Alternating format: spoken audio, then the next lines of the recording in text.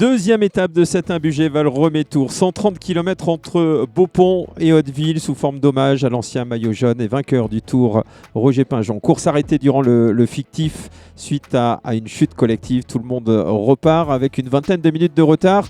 Jean-Marc Vivier libère les 166 coureurs au départ de cette deuxième étape avec Albert Philipsen, le champion du monde, qui porte le maillot jaune de leader au classement général.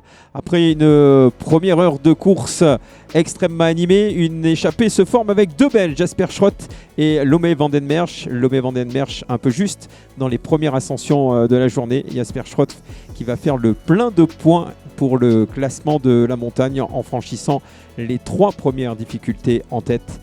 Jasper Schroff ce soir leader du classement de la montagne. Il dépossède Clément Argelès de ce maillot de la montagne, alors que dans la principale difficulté du jour, l'écrémage se poursuit dans le peloton principal.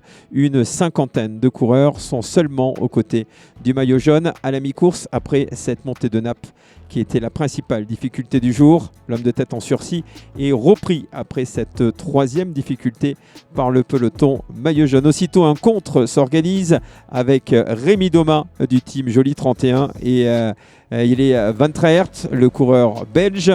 Les deux hommes vont compter jusqu'à 40 secondes d'avance. Des contres qui s'organisent. Van Traert va même se relever avant de ressortir dans un deuxième groupe.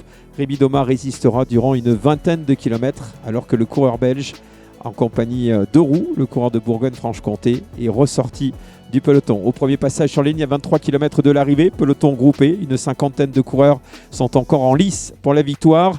Le duo de tête a été repris et c'est un nouveau duo qui va se constituer dans le final avec le champion d'Irlande, Patrick Cazé, et l'inévitable Jente Verstraert qui ressort une nouvelle fois du peloton, le Belge qui aura été longtemps à l'avant de la course. Le duo va résister à tous les retours dans le final de l'étape, mais la formation Autoeder va réussir un formidable coup tactique. Cazé à l'avant, c'est Fritzke, cinquième du général, qui va sortir du peloton, fausser compagnie aux différents favoris, se rapprocher de la tête de course, mais surtout se rapprocher du maillot jaune. 20 secondes d'écart au classement général.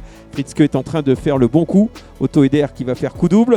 À l'avant, Patrick Cazé, l'Irlandais, va venir chercher une victoire à Hauteville. Cazé qui s'impose. Verstraert, un peu juste dans le dernier kilomètre, termine deuxième.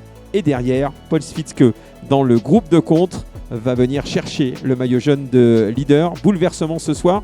Fritzke repartira en jaune. Le gros coup de la formation Grinke, Autoeder de Christian Schrott, nouveau leader de cet Imbugé Val-Remé Tour.